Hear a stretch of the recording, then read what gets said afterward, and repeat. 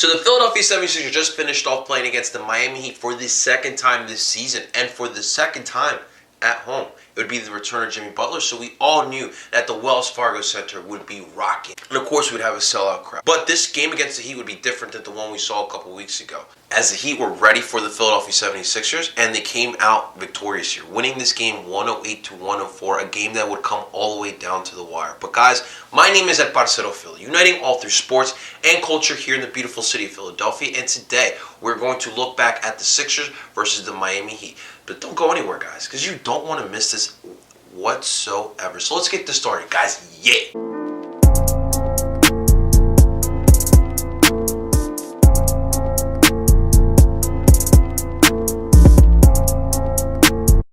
Alright guys, before we move forward here, I just want to say thank you so much for tuning in. Whether this is the first time or you're returning back to my channel here, I just want to say thank you so much for tuning in. But guys, we are trying to grow Parceo Philly here in the Philadelphia sports landscape, and I could quite frankly use your guys' help. Help me out by liking this video, subscribing to this channel, hitting the bell button for notifications, as well as sharing this video and this channel to help Parceo Philly become the face of Philly sports. That is right, guys. Sixers and Miami Heat.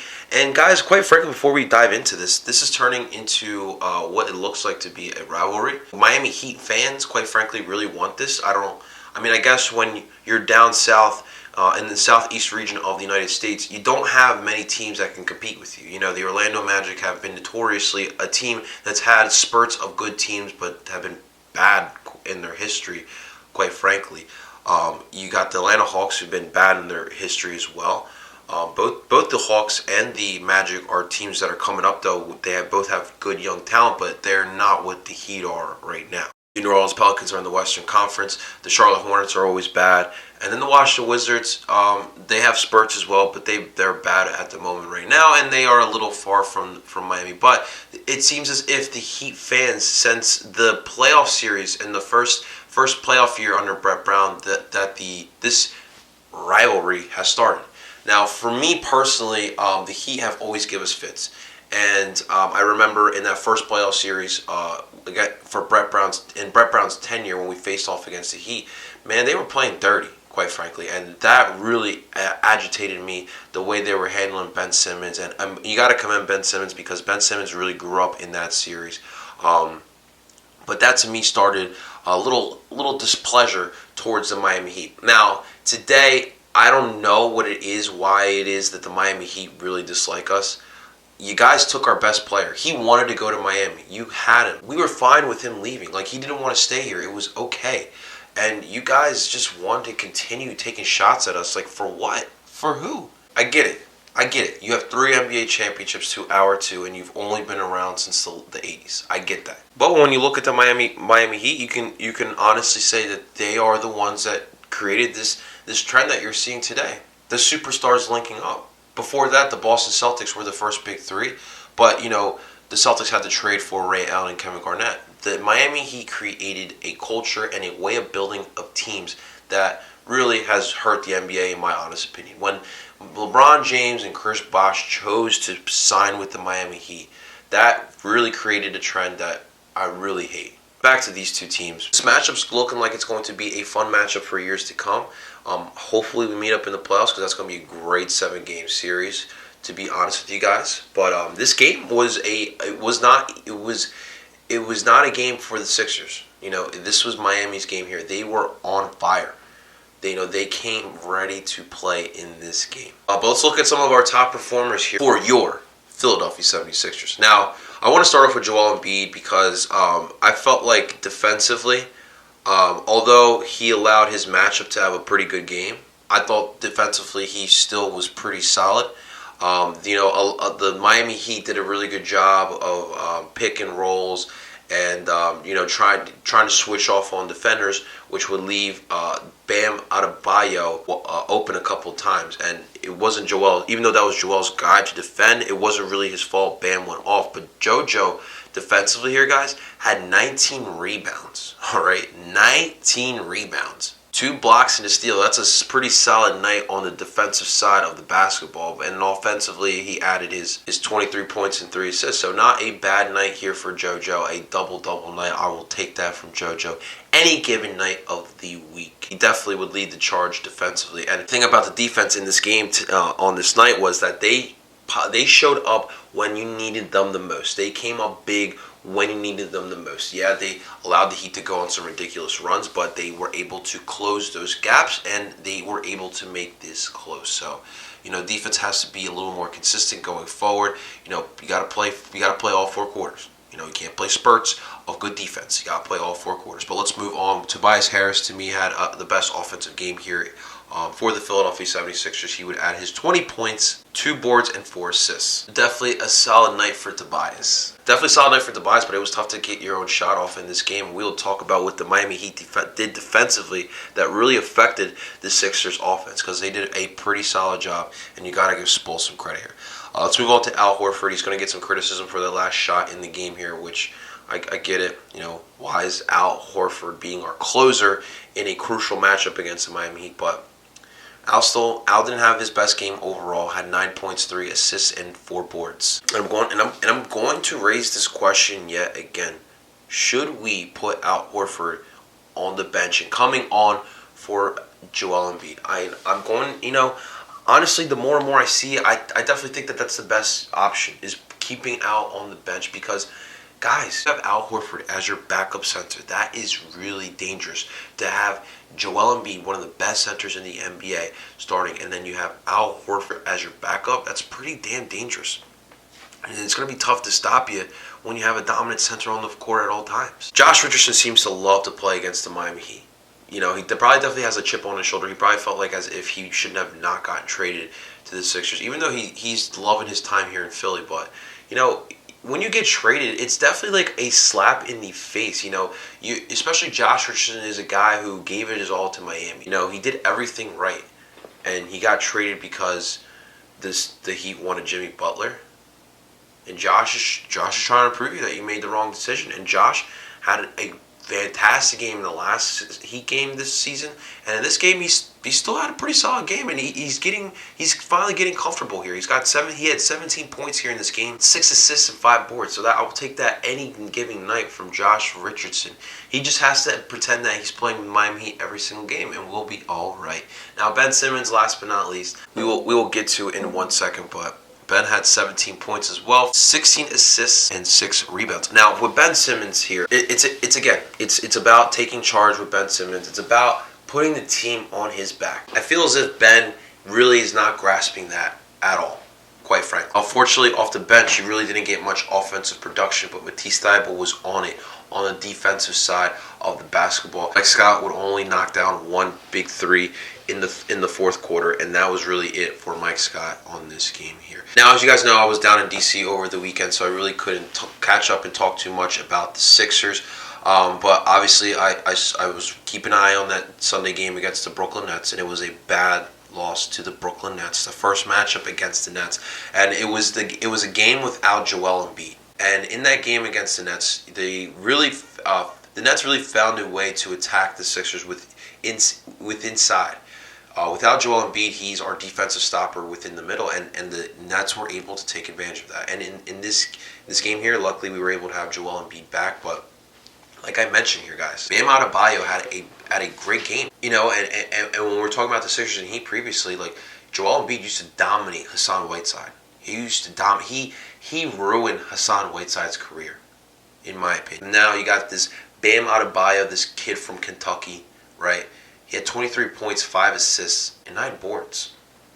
He was working it. He was making his shots, and the Heat now have a center that can combat Joel Embiid possibly. Now, I'm not saying Bam is better than Joel, and Bam can stand toe-to-toe with Joel Embiid for 4 quarters, but you're talking about a young center here who's improving, and who knows what he's going to turn into.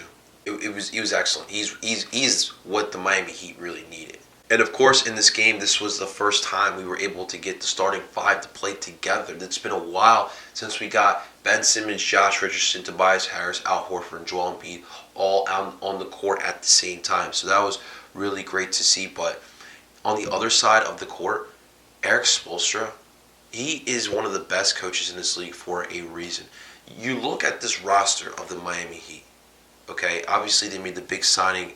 They made the big splash of signing Jimmy Butler. But then you look at a Bam Adebayo, a late lottery pick, who's turning into a solid NBA center.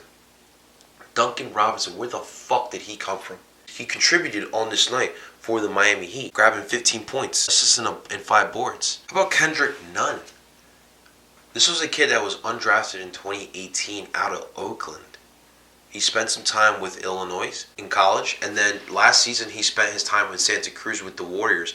And then this year he made the Miami Heat roster, and Spoels put his trust in him, and he is now the starter for the Miami Heat, and he's having himself a pretty solid season. He nailed some big shots here in this game. Shots to beat the 24-second shot clock violation. Shots to beat the quarter-ending buzzer. How about Derek Jones?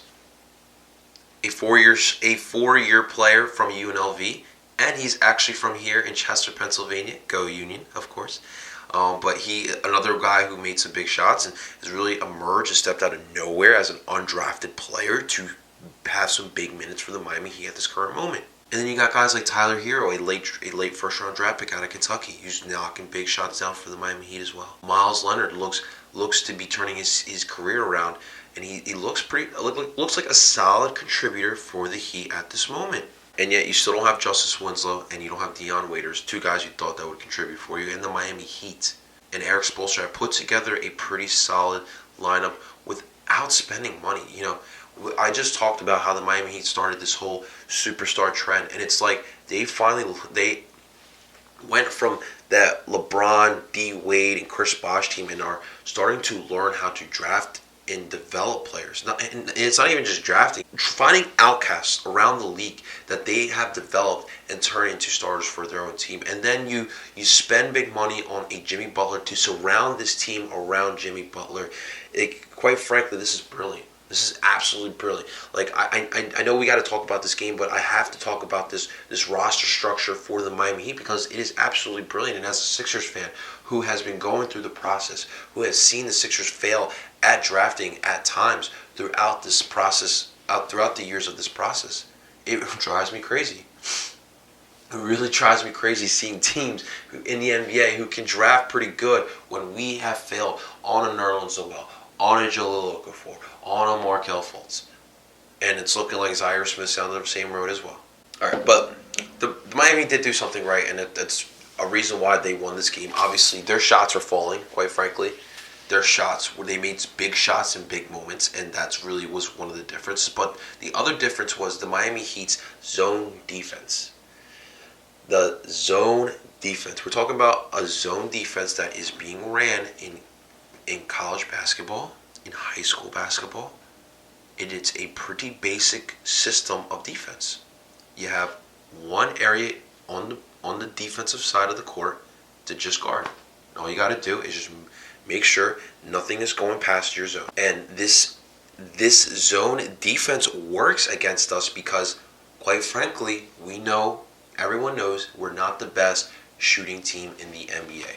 So what this does is forces you to make quick decisions and specifically quick shots. And when you don't have a point guard that can shoot the ball consistently or shoot the ball in general, the zone defense works for the Miami Heat. And that's what was working. They were running the zone defense. They were forcing us to make tough shots, and that was really affecting us. And it took away the dominance of Joel Embiid down low in the paint. And for Brett Brown, he's going to get some criticism. You guys need to chill with the firing of Brett Brown because I'm telling you, there's nothing else out there right now that you want to hire. He's got to make better decisions. When they're hitting you with that zone defense, when they're hitting you with something you can't combat, you got to change something up. Change the lineup. Do something different. Call a different play. Do something different. Brett Brown, we need you here. But that's what was working on for the Miami Heat on that night. But I mean, we've talked about this throughout the season. Is that the Sixers need to find a way to space the court, especially when you're going to continue playing Ben Simmons and he really can't do much spacing for you. That's a serious problem, and we're going to have to find a way to fix that. And I expect Elton Brand to be calling up all teams. Don't be calling the Boston Celtics, Elton. Do not call the Boston Celtics. But Yeah, the spacing is an issue, and you saw in Brooklyn as well, and that's why I mentioned the Brooklyn game as well, because without Joel Embiid down in the center, the Brooklyn Nets were able to run this same system here too, and they were able to combat us. Without Joel Embiid, and you run the zone, we really have a tough time of trying to score some points here. But throughout this game, the Heat would go on a couple different runs, and like I said, they were on. Their shots were falling in this game, and it was working. Now we have to talk about the last possession for the Sixers in this game. With 12 seconds left, Kendrick Nunn not only missed his first free throw, but his second free throw. And Ben Simmons would grab the board, and like Ben Simmons would do, would run up to the other side of the court with the quick transition. Now, Kendrick Nunn would defend Ben Simmons throughout this whole game. Now, again, like the Boston game, you have a mismatch here offensively. You have a Kendrick Nunn who is a 6'2 point guard versus Ben Simmons, a 6'10 point guard. The same matchup that you had against the Boston Celtics with Kemba Walker. There was times in this game where I saw Ben Simmons give the ball off like he does behind the three, and then go down in the post and just fucking stand there. It boggles my mind. How is it that you just stand in the post when you have a Kendrick Nunn defending you? That is a mismatch all day. I need to see you, if you're going to go down in the post, I need you to post up. Put an arm on Kendrick Nunn and ask for the damn ball, because you, as one of the stars and one of the leaders of this team, you have to be commanding the ball, and you have to be putting the team on your back. That would have been a great opportunity to exploit that weakness from the Miami Heat and get some points that way. And then when you look at the last play of this game here, Ben pushing up court and going into the paint with Kendrick Nunn on him. He made one move and he said, "That's it, I don't want this ball." And he threw it away like a hot potato to Al Horford. And Al Horford would miss the three-pointer that would win the game for us. Why wouldn't you take it to the rack? Why wouldn't you drive it all the way to the rack when you got Kendrick Nunn on you? Is it really the fact that you're probably scared to shoot a free throw? You shot a little better in this game. You shot 75% from the free throw line. But how is it that you, as a starting NBA point guard, a point guard that is highly touted in this league, that is up and coming, and you don't want to put the game on your back? And it was crazy. It's not like we're asking you to shoot the three to win the game. We want you to drive to the rack to get the foul, to shoot the free throws to help us tie the game. There was no need to go Doug Peterson on us there. There was no need to go for the win there. And you're gonna pass to Al Horford for the game winner. Al Horford should not be closing out games, guys. Quite simple. He should not be closing out games. I'm not going to pin that on Al Horford missing that three. Al Horford should have not even taken this shot to begin with.